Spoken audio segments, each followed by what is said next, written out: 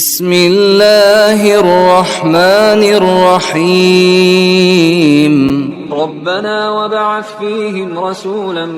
منهم يتلو عليهم آياتك ويعلمهم الكتاب والحكمة ويزكيهم إنك أنت العزيز الحكيم ربنا وابعث فيهم رسولا